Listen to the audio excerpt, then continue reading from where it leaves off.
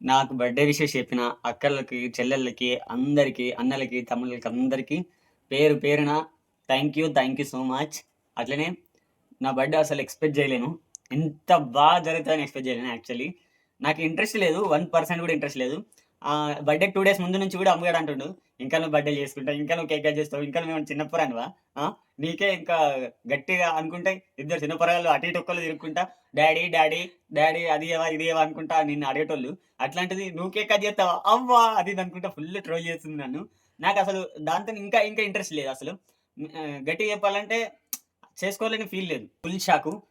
ఆమె దగ్గర అసలు డబ్బులే ఉండయి. నేనెప్పుడు గూడా ఒక రూ. 10 ఖర్చయినా గూడా నాకొక మెసేజ్ ఒస్తదన్నట్టు బ్యాంక్ నుంచి. సో, ఈమె దగ్గర ఇన్ని డబ్బులెక్కడియి? ఎట్లా? అది ఇది అని జెప్పేసి ఫుల్లు షాక్ అంటే ఫుల్లు షాకు అండ్ సర్ప్రైజ్. నాకు లిటరల్లీ ఆ టైంకి ఏం జెప్పాలో గూడా అర్థం గాలేదు. ఫుల్ షాక్‌లో ఉండిపోయినా.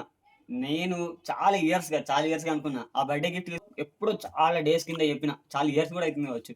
ఇట్లా నా డ్రీమ్ అది. అది దాగాలని అనేది ఒక డ్రీమ్ అని జెప్పిన అంతే. దానికామె సీరియస్‌గా తీసుకొని లిటరల్లీ అది నేను ఆ మూమెంట్‌లో నేను ఏం ఫీల్ అయితున్నానో గూడా అర్థం కాదు. కొన్ని కొన్ని అద్భుతాలు మన కళ్ళ ముందర జరిగితే మనం ఏం రియాక్ట్ కాకుండా ఉంటాం చూడుర్రి. అట్లాంటి సిట్యుయేషన్ నాకు. నిజంగా అసలు ఆమె ఎట్లా సేవ్ చేసిందనేది నాకు ఇప్పటికి కూడా ఆశ్చర్యమే.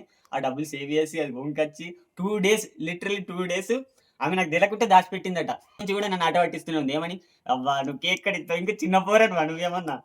కేక్ కట్ చేస్తేందుకు అది ఇది అని చెప్పేసి ఫుల్ ట్రోల్ చేస్తుంది. నాకు ఇంట్రెస్ట్ పోయింది మొత్తానికే. లాస్ట్ స్టేజ్‌లో నాకు ఏం లేదు. ఎక్స్‌పెక్ట్ ఏం లేదు. అలాంటి టైంలో అమ్మగాడు కేక్ తీసుకొచ్చి లిటరల్లీ నేను అసలు ఎక్స్‌పెక్ట్ జేయలే. ఆమె కేకు తీసుకొచ్చింది. కేక్ తీసుకొచ్చి నెక్స్ట్ ఇంకా ఆ డ్రెస్ కొని అట్లనే ఆ బాటిల్ చూసిన తర్వాత ఇక నేనైతే వేరే లెవెల్ షాక్ అదిగ. మాటలలో చెప్పలేని అనుభూతి అది. ఇగ దాన్ని అట్లనే చూసుకుంటా మస్తు సేపటి దాకా అట్లనే చూసుకుంటా. ఇది నేను చేతిలో పట్టుకున్నాను. ఇంత కాస్ట్‌లీది. ఆ!